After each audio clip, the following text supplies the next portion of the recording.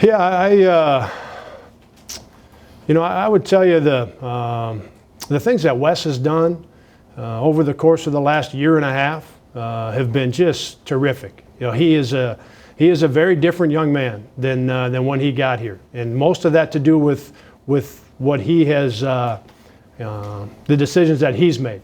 I know my staff has done a terrific job in working with him. And I'd like to think that our program has helped move him forward. And I'm talking more so in terms of leadership and in the classroom and off the floor than I am with basketball, I guess. But he is the one that has made the decision to do things at a little higher level. And because of that, he's put himself in a great position to be a leader. And he's done very, very well. And I'll tell you, he showed a tremendous amount of leadership last year in coming off the bench. For as good a player as Wes is, and having started the year before, to accept that role, that is great leadership. And so he's already done that for our team. And Bo is well known for his work ethic and how much time he spends in the gym. He's continued to do that. He's in the best shape of his life. And Paul has had the best, I'd say 4 or 5 months that he's had in terms of getting himself ready. And that's, his injury is an overuse injury. He didn't tweak his ankle. He's got to sit a couple weeks because he's worked so hard the last 4 or 5 months. So those guys have done all the things they need to do, and they've got the right personalities and the right temperament, and they're looking forward to this. They want this, and that matters when it comes to leadership. With all that, Coach, how much different is this team going to look in their style of play? Because you're switching from that tunnel focus to right. the guard focus. Yeah, that was one of the things we worked through this summer.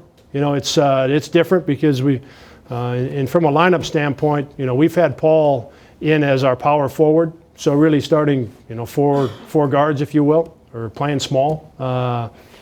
So our team is different when you've got a guy like Paul at the power forward position instead of Marvin. The things Marvin did and the things that Paul does are, close to the opposite ends of the spectrum, and so spacing is a little bit different. And then, we put in some of the same things that we ran for Seth. It's just, the difference is going to be Seth touched it 90+% of the time. And with our experience and our leadership being in our backcourt now, those guys will be the ones that'll make more of the plays, make more of the decisions than what Bennett and Ted and Clint are going to make. And I think it's important for all of us to understand that Seth and Marvin and Nate as seniors were much different than they were when they were sophomores. To think that 3 sophomores are going to be able to provide the same thing that 3 seniors provided last year, I think is the wrong way to look at it or approach it. Those 3 guys are going to need some time to play. But in saying that,